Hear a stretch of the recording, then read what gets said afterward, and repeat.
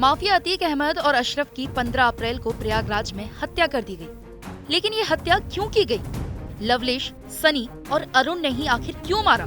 हर किसी के जहन में यही सवाल है। अब इस दोहरे हत्याकांड में सबसे बड़ा एंगल कॉन्ट्रैक्ट किलिंग का आ रहा है, यानी अतीक और अशरफ की हत्या सुपारी देकर करवाई गई है। इसके साथ ही एक बड़ा सवाल है कि आखिर मकसद क्या था? वर्चस्व, रसूख, आर्थिक साम्राज्य पर कब्जा, गैंग को नई पहचान या फिर कोई और राज खुलने का डर? फिलहाल इसके पीछे जिन गैंग के नाम आ रहे हैं उनमें पश्चिमी यूपी का कुख्यात सुंदर भाटी गैंग और तीसरा कोई इंटरनेशनल माफिया है, लेकिन उसका नाम अभी सामने नहीं आया है।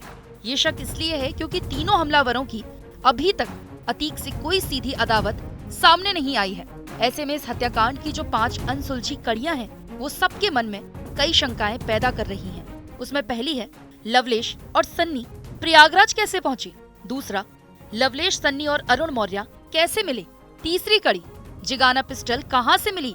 ये रहस्य भी बरकरार है। चौथी कड़ी है 3 कातिलों का दिल्ली कनेक्शन और 5वीं कड़ी है अतीक अशरफ के कातिलों के बड़े गैंगस्टरों के जुड़ते नाम। लवलेश और सनी का पुराना क्रिमिनल रिकॉर्ड रहा है। सूत्रों की माने तो दोनों पहले भी जेल में रह चुके हैं। आपको बता दें कि साल 2021 में जब दोनों अलग अलग केस के सिलसिले में बांदा जेल में बंद थे, तभी जेल में ही दोनों की एक दूसरे से मुलाकात हुई और दोनों दोस्त बन गए। हमीरपुर का मोहित उर्फ सनी पिछले 10 सालों से घर वालों से अलग रह रहा था, लेकिन इस वारदात को अंजाम देने के लिए दोनों प्रयागराज क्यों और कैसे पहुंचे, इस कड़ी का पता लगाना अभी बाकी है। ये मान लिया कि लवलेश और सनी की बांदा जेल में मुलाकात हुई थी और वहीं से दोनों साथ हो गए, लेकिन सवाल ये है कि इसके बाद उनकी मुलाकात अरुण मौर्य से कैसे हुई? कासगंज का रहने वाला अरुण मौर्य अब से 3 साल पहले वो गांव छोड़कर पानीपत अपने दादा के पास चला गया था। पुलिस को तफ्तीश में पता चला कि वारदात को अंजाम देने से पहले वो प्रयागराज के ही एक होटल में काम करता था, जहां लवलेश और सनी से उससे मुलाकात की थी। लेकिन दोनों को अरुण से किसने मिलवाया और कैसे तीनों अतीक और अशरफ के कत्ल के मामले पर एक राय हुए, ये एक बड़ा सवाल है। अब तक की तफ्तीश से ये साफ हो गया कि तीनों हमलावरों में से 2 ने तुर्की में बनी 9mm जिगाना पिस्टल का इस्तेमाल किया। ये पिस्टल न सिर्फ भारत में बैन है, बल्कि एक जिगाना पिस्टल की कीमत 6 से 7 लाख रुपए है।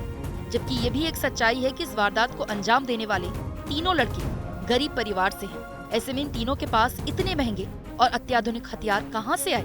छानबीन में पता चला है कि इस वारदात को अंजाम देने से पहले तीनों दिल्ली में एक दूसरे से मिले थे। सवाल ये है कि कहां और क्यों?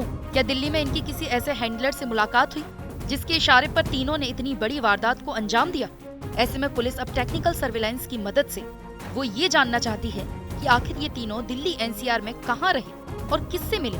अतीक और अशरफ के कत्ल में शामिल हिस्ट्री शीटर मोहित सिंह उर्फ सन्नी ने पूछताछ में बताया कि वो पहले यूपी के दुर्दांत क्रिमिनल श्री प्रकाश शुक्ला का बड़ा फैन हुआ करता था और इन दिनों वो दिल्ली और पंजाब के बड़े गैंगस्टर लॉरेंस बिश्नोई से काफी प्रभावित है। उसने पिछले दिनों गैंगस्टर लॉरेंस बिश्नोई का इंटरव्यू देखा था और उसके बाद से वो लॉरेंस की तरह बनना चाहता था।